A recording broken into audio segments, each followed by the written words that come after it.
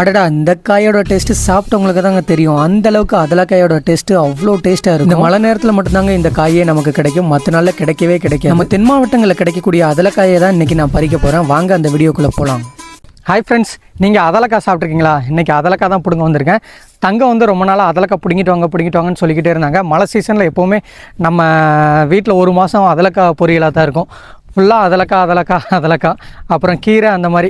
ஏன்னா மழை சீசனில் வந்து பார்த்தோம் அப்படின்னா நம்ம ஏரியா மட்டும் இல்லை, தூத்துக்குடி மாவட்டம் மட்டும் இல்லை, விருதுநகர், திருநெல்வேலி, ராம்நாடு, மதுரை, இங்கிட்ட ஃபுல்லாக பார்த்தோம் அப்படின்னா ஃபுல்லாக மழை சீசனில் வந்து அதலக்காய் வந்து கிடைக்கும்.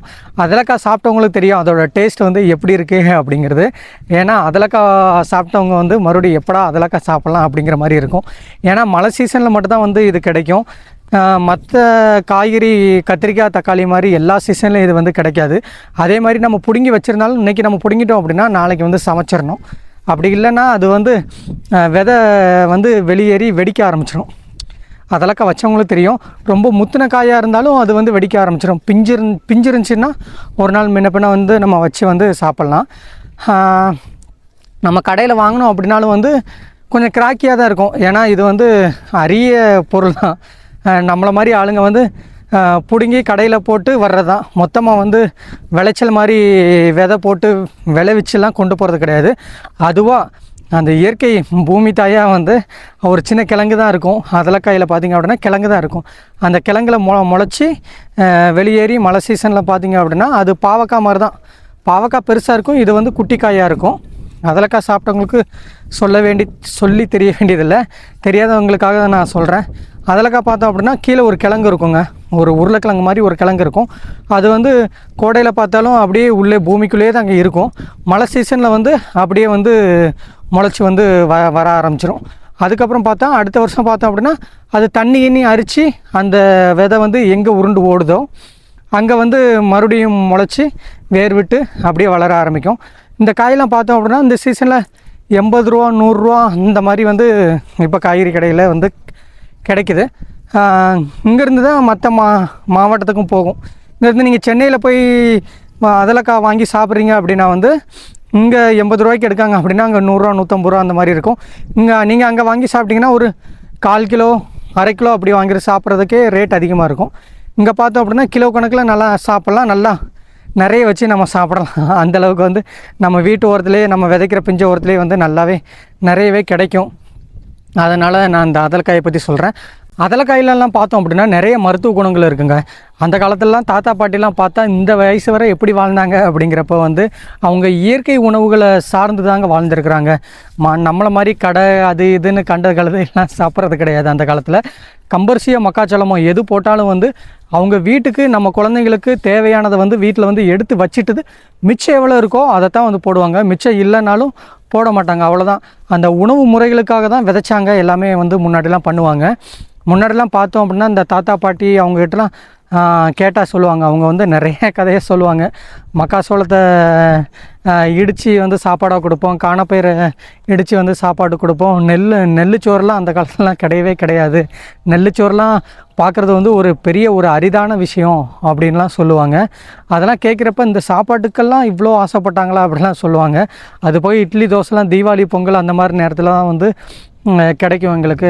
மற்ற டைம்லலாம் சும்மா மக்காச்சோளத்தை இடித்து தான் நாங்கள் சாப்பிடுவோம் அப்படிலாம் சொல்லுவாங்க. அதெல்லாம் கேட்க வந்து ஒரு கதை மாதிரி அப்படியே போய்கிட்டே இருக்கும். இப்போல்லாம் பார்த்தோம் அப்படின்னா 30-40 வயசுலேயே வந்து சுகரு, ப்ரெஷரு எல்லா நோயுமே வர ஆரம்பிச்சிருச்சு. அப்படிங்கிறப்ப வந்து நம்ம இயற்கை சார்ந்த உணவுகளை சாப்பிட்டோம் அப்படின்னா வந்து அது வந்து நம்மளோட உடல் ஆரோக்கியத்துக்கும் நம்ம குடும்ப நலனுக்குமே ரொம்ப ரொம்ப நல்லதுங்க. ஃபைனலாக வந்து நம்ம அதலக்காய் செடிக்கிட்ட வந்தாச்சுங்க. அதலக்காய் பார்த்தோம் அப்படின்னா வந்து நம்மளை மாதிரி வந்து நிறைய பேர் இந்த அதலக்காய் மேலே வந்து பிரியப்பட்டு வந்து பிடுங்குவாங்க. அப்படிங்கிறதுனால இது கரையோரம் நீர்நிலைகள் இருக்கிற இடத்துல தான் இருக்கிறதுனால வந்து நம்மளை மாதிரி நிறைய பேர் பிடுங்குறப்போ வந்து அந்த செடி வந்து பரட்டி கிடக்கும். ஏன்னா நம்மளை மாதிரி நிறைய பேரும் ஆசைப்பட்டு வந்து பிடுங்கியிருப்பாங்க. நம்மளும் வந்து பிடுங்காத இடத்துல பிடுங்கணும் அப்படின்னா வந்து நிறைய காய் வந்து அதலக்காய் வந்து பிடுங்கலாம். அங்கே பார்த்தீங்க அப்படின்னா அதலக்காய் இப்படி தாங்க இருக்கும். கொடி படர்ந்து வந்து அப்படியே காய் வந்து அப்படியே மொத்தமாக சரசரமாக இருக்குங்க. அது பார்க்குறதுக்கே ரொம்ப அழகாக இருக்கும். ஒரு செடியிலே பார்த்தோம்னாலே ஒரு கைக்கு பிடிங்கிடலாம், அந்தளவுக்கு வந்து காய் வந்து இதில் நிறைய இருக்குங்க. இதில் வந்து நிறைய மருத்துவ குணம் இருக்குங்க. எனக்கு தெரிஞ்சதை நான் சொல்கிறேங்க. இது வந்து சித்த மருத்துவத்தில் உள்ளவங்களுக்கும் விவசாயிகளுக்கெல்லாம் ரொம்ப நல்லா தெரியும் இந்த அதலக்காயை பற்றி. அதலக்காயில் பார்த்தோம் அப்படின்னா துத்தநாகம், வைட்டமின் சி, பாஸ்பரஸ்லாம் வந்து இதில் வந்து அதிகமாக இருக்குங்க. இந்த நீரிழிவு நோய்னு சொல்லுவாங்கள்ல, அதுக்கெல்லாம் வந்து அதலக்காய் வந்து ஒரு சிறந்த உணவுங்க. அது மட்டும் இல்லை, நம்ம ரத்தத்தில் உள்ள சர்க்கரை அளவை வந்து இந்த அதலக்காய் வந்து நீங்கள் ரெகுலராக சாப்பிட்டு வந்தீங்க அப்படின்னா ஒரு கண்ட்ரோலில் வச்சுருக்கோங்க. அதனால் இந்த அதலக்காயை வந்து இந்த சீசனில் வந்து விரும்பி சாப்பிடுவாங்க. மஞ்சக்காமலை இருக்கிறவங்களாம் வந்து இந்த டைமில் இந்த 2 மாதம் நல்லா கிடைக்கும் அதலக்காய். இதெல்லாம் சாப்பிட்டீங்க அப்படின்னா வந்து மஞ்சக்காமலை பிரச்சனையிலேருந்தே நீங்கள் போய் விடுபட்டுறலாம். அந்தளவுக்கு வந்து இது நல்லது. வயிற்று பிரச்சனையும் தீர்த்துரும். இந்த வயிற்றில் உள்ள குடல் புழு அதையும் வந்து அழிச்சிருங்க இந்த அதலக்காய். அதலக்காய் வந்து கிழங்கு தாங்க. இது நான் ஆல்ரெடி சொல்லியிருக்கலாம். இந்த கிழங்கு வந்து எங்கே தண்ணியில் உருண்டு ஓடி நிற்கிதோ மழை சீசன் வந்து அப்படியே அந்த இடத்துல இருந்து முளைக்க ஆரம்பிச்சிடும். இதுதான் அதலக்காய் கிழங்கு அப்படின்னு வந்து சொல்லுவோம். இதெல்லாம் நம்ம காட்டில் ஒவ்வொரு காட்டில் பார்த்தோம் அப்படின்னா அந்த விதைச்சி அந்த உளுந்துகிழந்து போட்டிருந்தோம் அப்படின்னா அதில் வந்து சுற்றி படர்ந்துருக்கும். பருத்தி போட்டிருந்தோன்னா அப்படியே படர்ந்து போயிருக்கும். பாவக்காய் செடியெலாம் நீங்கள் பார்த்துருப்பீங்க, அதே மாதிரி படர்ந்து போய் தான் இருக்கும். நம்ம உளுந்தஞ்செடி, பருத்தி செடி அதிலெல்லாம் போய் கொடி வீசி வந்து மூடி போயிருங்க. அதனால் வந்து இது வீணாக தான் போகும். நம்ம களையில் உள்ள மாதிரி வந்து பிடுங்கி கீழே தான் போடும். போன வருஷம் கூட நிறைய பேர் வந்து அதலக்காய் கிழங்கு கிடைச்சா கொடுங்கண்ணே அப்படின்னு சொல்லியிருந்தீங்க. 2-3 பேருக்கு நான் கொடுத்து விட்டேன். ஒரு 5 கிழங்கு வந்து கொடுத்து விட்டேன். இந்த கொடியெல்லாம் பாருங்கள் எவ்வளோ காய் இருக்குது பாருங்கள். உங்கள் வீட்டு பக்கத்தில் ஏதாவது காய்கறி கடையில் அதலக்காய் கிடைச்சா கொஞ்சமாவது வாங்கி சாப்பிடுங்க. ஒரு 1/4 கிலோவாவது வாங்கி சாப்பிடுங்க. உண்மையிலே வந்து உடல் ஆரோக்கியத்துக்கு ரொம்ப ரொம்ப நல்லது. இந்த சீசனில் இந்த 2 மாதம் இந்த கார்த்திகை, மார்கழி, தை இதில் தாங்க கிடைக்கும். மறக்காமல் கிடைச்சா கொஞ்சமாச்சும் வாங்கி சாப்பிடுங்க. உங்கள் குழந்தைங்களுக்கும் சாப்பிட மாட்டாங்க, கொஞ்சம் கசப்பாக இருக்கிறதுனால கொஞ்சம் சாப்பிட சொல்லி பழக்கம் காமிங்க. வீட்டில் உள்ள பெரியவங்களுக்கு தெரியும் இந்த காயோட நன்மை எவ்வளோ அப்படிங்கிறது வந்து அவங்களுக்கு கண்டிப்பாக தெரியும். கிராமத்தில் உள்ளவங்க வந்து பெரும்பாலும் வந்து கடையில் வாங்கவே மாட்டாங்க. வீட்டுக்கு எடுத்து வச்சது போக மிச்சம் நிறைய இருந்துச்சுன்னா அது கடையில் தான் போடுவாங்க. ஏன்னா இது நல்ல விலைக்கு போகும். அதலக்காய் நிறைய பிடுங்கி வச்சிருக்கிறவங்க ஒரு சில பேர் என்ன பண்ணுவாங்கன்னா அதலக்காயை வந்து வத்தலாகவும் போடுவாங்க. நாங்களும் வருஷம் அதலக்காய் வத்தல், பாவக்காய் வத்தல் அதெல்லாம் வந்து மாடியில் காய போட்டு வந்து அதலக்காய் வத்தலுக்கு யூஸ் பண்ணுவோம். ஏன்னா கோடை நேரத்தில் வேலைக்கு போகிறப்போ வந்து இந்த சாப்பாட்டுக்கு கஞ்சிக்கெல்லாம் வத்தல், அப்பளம் பொரிக்கிற மாதிரி வந்து மெதுக்கு வத்தல், பாவக்காய் வத்தல், அதலக்காய் வத்தல் அந்த மாதிரி பொரிச்சு வந்து காட்டுக்கு வேலைக்கு கொண்டு போக சாப்பிடும். உண்மையிலே அது மொறுன்னு நல்லா இருக்கும். போதும் அப்படின்னு நினைக்கிறேன். தங்க வந்து ஆசையாக கேட்டாங்க, சரி அதலக்காய் பிடுங்கிறத ஒரு சின்ன வீடியோவை எடுத்துடலாமே அப்படின்னு நான் எடுத்தேன். ஏன்னா நிறைய பேருக்கு அதலக்காய் வந்து பிடிக்கும், நிறைய பேருக்கு அதலக்காய் பற்றி தெரியாது. அதனால தான் நான் வந்து ஃப்ரெண்ட்ஸ் ஃபைனலாக வந்து அதலக்காய் வந்து பிடுங்கி முடிச்சாச்சு. கிட்டத்தட்ட ஒரு 1/2 மணி நேரம் 3/4 மணி நேரம் பிடுங்கியிருப்பேன்.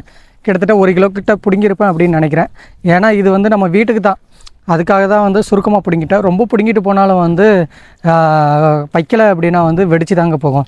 நம்ம வேணும்னா நாளைக்கோ நாளை கழிச்சோ வேணுங்கிறப்ப வந்து கொஞ்சம் பிடுங்கிக்கலாம். அதுவும் இந்த மழை சீசனில் தான் பிடுங்க முடியும்.